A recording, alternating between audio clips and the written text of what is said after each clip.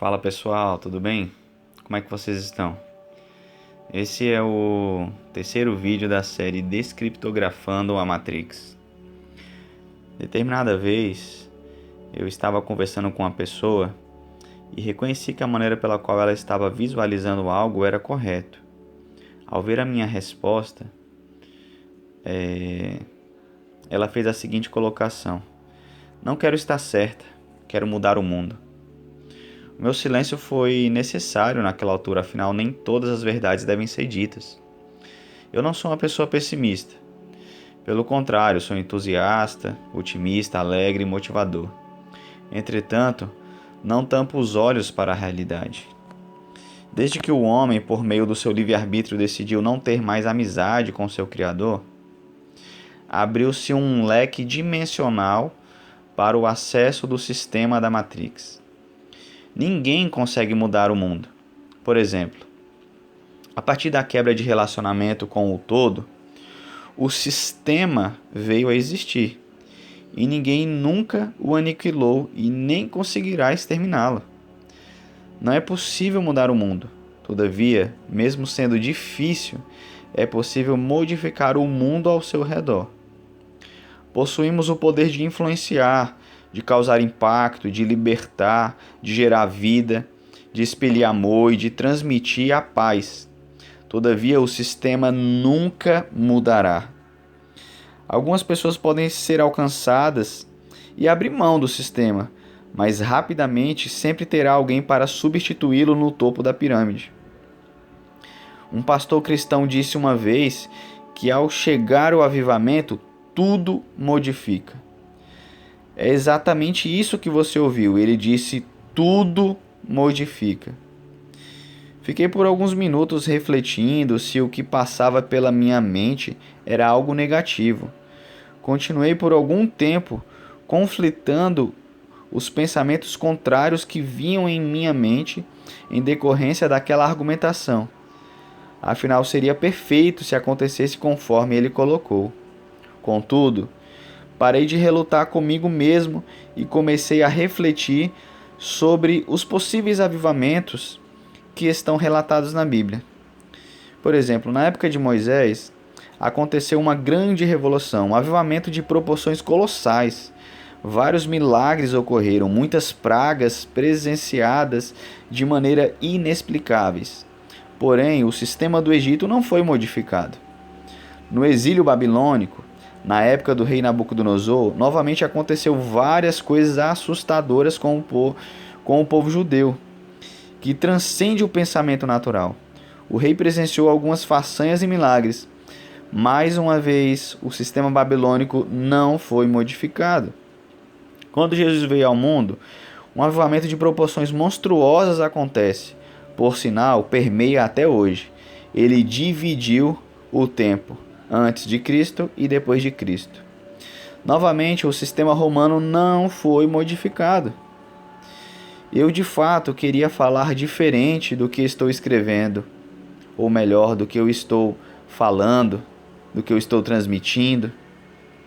Todavia, seria utopia. O mundo caminha para um falso estado de paz. Eles já anunciaram que a data limite para o início do domínio total da população mundial é 2023, ou seja, nós já estamos em 2024. Está nos jornais, filmes, propagandas, nos grandes eventos esportivos, dentre outros. De fato, para que a paz venha, não essa primeira sensação ilusória, sabe, de paz que acontecerá, mas a paz que está além da compreensão humana. Para que a mesma chegue, é necessário primeiro que o caos esteja estabelecido. Os messias surgem assim, tanto os falsos quanto os verdadeiros. É preciso a terra chegar bem próximo de colapsar. A palavra Messias vem do hebraico Mashiach, que significa o ungido. É alguém enviado para trazer salvação. E se o caos não acontecer, não poderá surgir a salvação nem a necessidade de uma, quer seja falsa ou verdadeira. Está bem próximo de acontecer uma abertura dimensional nunca vista antes. Entidades que estão presas há milênios serão libertas por um tempo para que se cumpra o que está escrito. Algumas pessoas dizem que isso aconteceu, se eu não me engano, em 2023, em 31 de outubro. Disseram que essa proporção mundial, essa abertura dimensional para aquilo que o Apocalipse diz, que diversos demônios vão serem libertos para o fim, aconteceu já.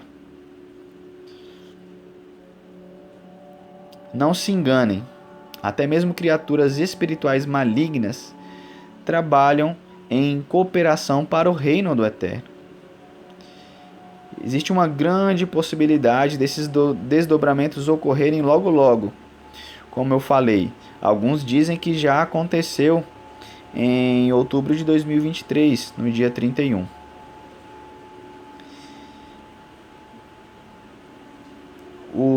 Dois significados que são importantes salientar a respeito de equilíbrio. O primeiro é Da'at, que significa conhecimento de Deus. Não o que pensamos sobre ele, mas o conhecimento que vem da parte dele. E Dat, que significa religião. Veja, a diferença de um para outro é que acrescenta uma letra a mais. Um é Dat, outro é Daat. O conceito bíblico da palavra religião no hebraico é a letra Dalet, que significa porta, mais a letra Tav, que significa um sinal, um símbolo, um pacto, uma marca. Ao juntarmos as duas letras, temos o significado de um símbolo na porta. Essa é a referência bíblica, o significado bíblico do que é religião, é um símbolo na porta. Isso faz referência ao começo desse conceito, que está em Êxodo 12, 7. O religioso, então, é aquele que carrega um símbolo, uma marca, um pacto. O judeu carrega esse pacto com o seu Criador dentro de si. Em Êxodo 12, 7 diz assim: E tomarão do sangue, e poluão em ambas as ombreiras, e na verga da porta, nas casas em que o comerem.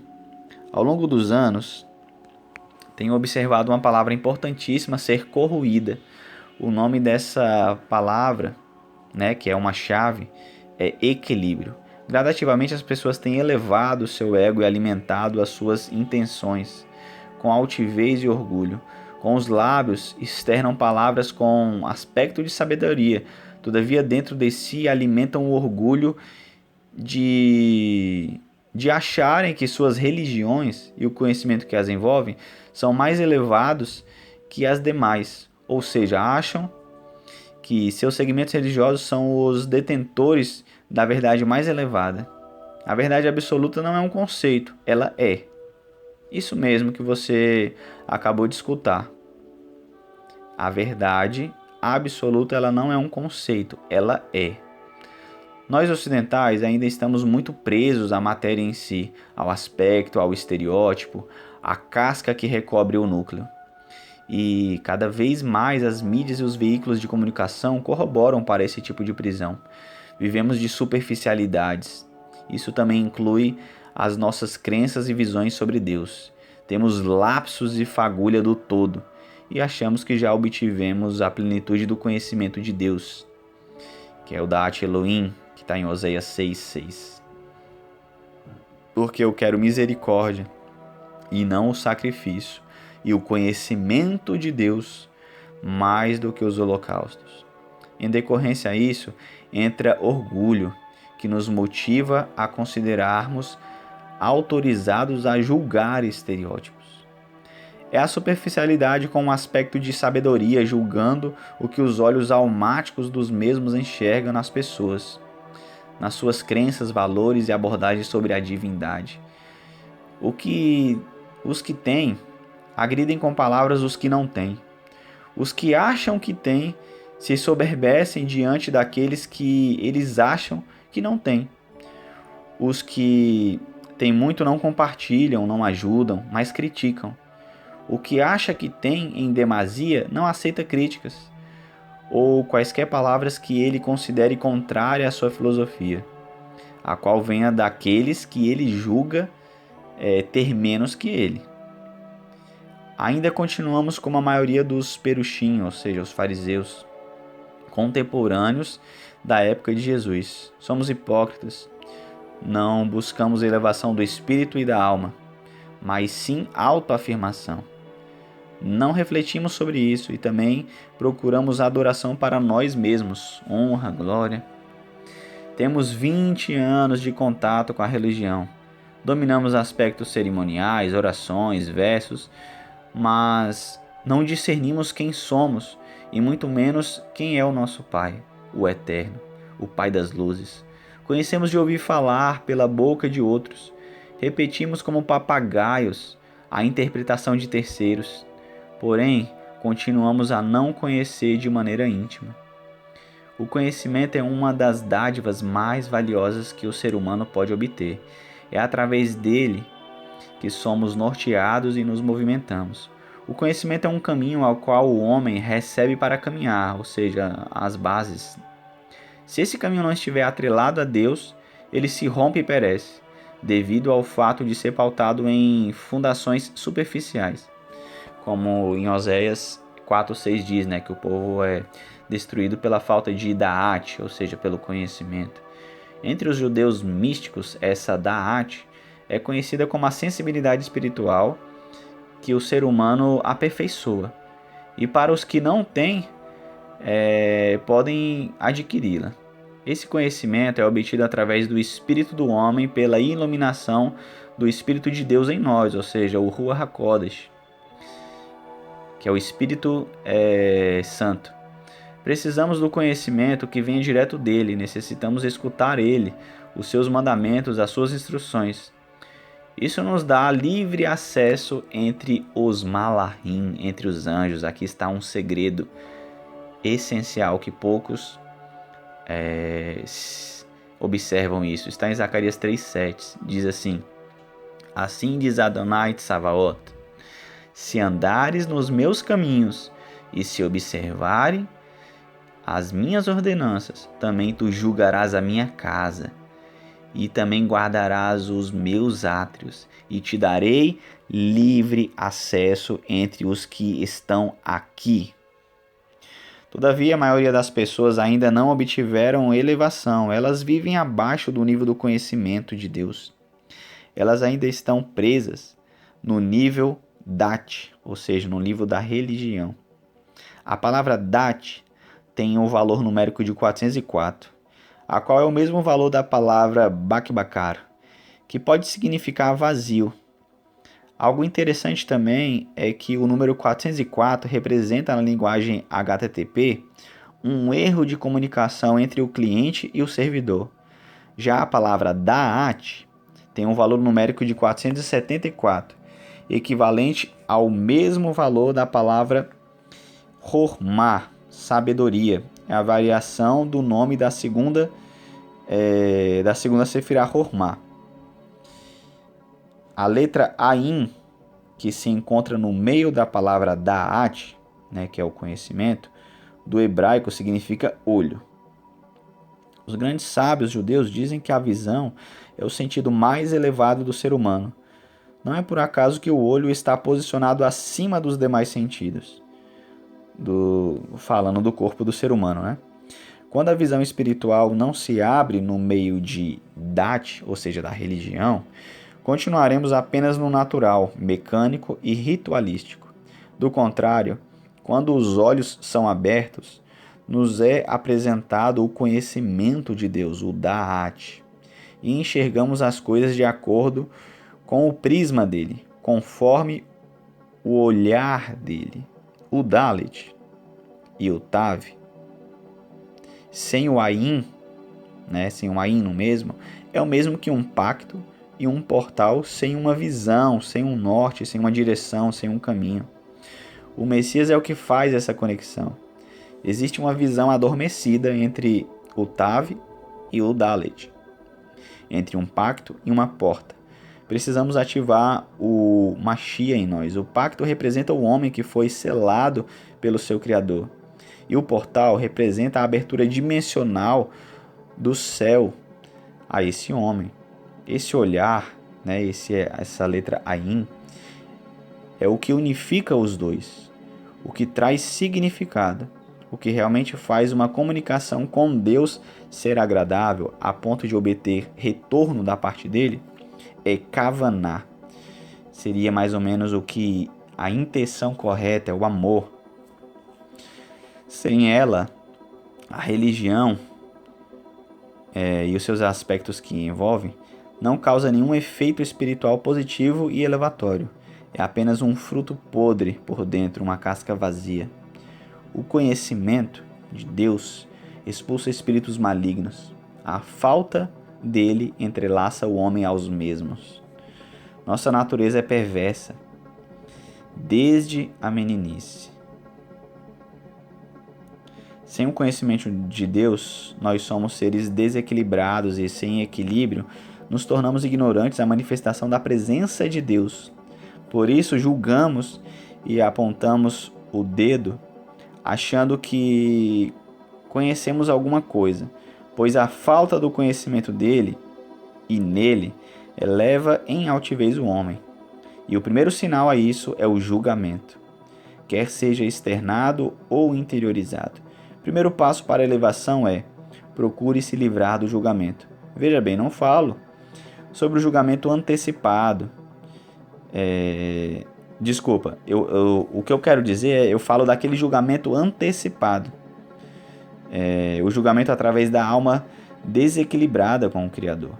Sabe, aquela primeira olhada, aquela primeira coisa que vem na sua cabeça? Então, é sobre esse tipo de julgamento que eu falo. O equilíbrio não é algo inerte.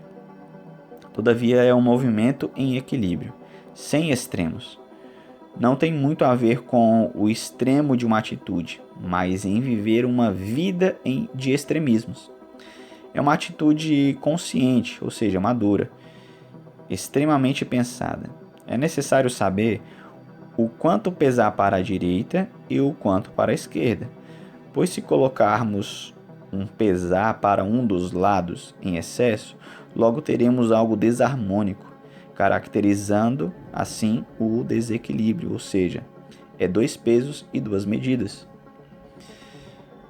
Quando existe 2 pesos e 2 medidas, o peso fica adulterado, desalinhado, desequilibrado.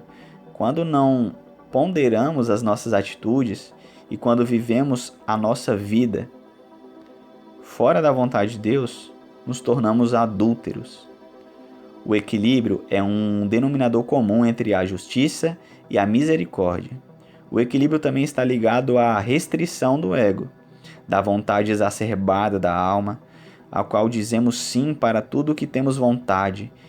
E inerente a isso está o erro de modo geral. Um tzadik, ou seja, um justo, erra como qualquer outro, porém ele reconhece o seu erro e procura retornar rapidamente ao caminho espiritual da verdade. A palavra fluidez reflete bem o significado de equilíbrio. É como a água que flui. Entretanto, por mais que ela não tenha uma forma comum propriamente dita, ela assume formas às vezes, dependendo do ambiente em que esteja. Ela não perde a sua essência e característica, todavia pode estar vestida em corpos. A Torá, que é os 5 primeiros livros da Bíblia, nos revela 613 mandamentos. Os 248 são prescrições, isso é, deveres, mandamentos positivos, a qual pelos sábios é dito que estão relacionados ao número de ossos ou órgãos importantes do corpo humano, isso é, como se cada membro dissesse à pessoa: cumpra um preceito comigo. 365 mandamentos são abstenções, isso é, proibições, mandamentos negativos, da qual corresponde ao número de dias do ano solar. É como se cada dia dissesse à pessoa: não cometa uma transgressão hoje. Existem mais preceitos negativos do que positivos, pois isso alude que o nosso ponto de equilíbrio será mais de negação do que uma tomada de atitude referente aos nossos deveres. Isso é, todos os dias precisamos nos autoexaminarmos, uma vez que todos os dias o pecado se apresentará em nosso caminho. Antes do ser humano atingir o equilíbrio, a sua tendência é bater nos extremos. Por exemplo, um colaborador em uma empresa qualquer costuma falar muito, e seu superior, ao conversar em particular com o mesmo, pede para que ele fale menos. O que ele e a maioria dos seres humanos fazem nessa situação? Simplesmente não passam a falar moderadamente, todavia param de falar, se restringindo a falar apenas o básico. Assim agem a maioria das pessoas, precisam bater nos extremos até achar o ponto de equilíbrio.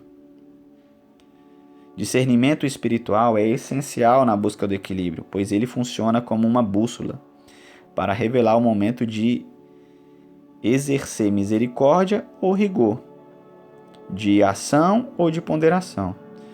A maioria comumente são incisivos na expurgação do pedaço da verdade que encontraram, e à medida que descobrem algo, por mais que venha a ser contraditório ao que ela mesma pensava anteriormente, a tendência é continuar sem equilíbrio, mantendo uma posição de defesa contundente da sua fração da verdade.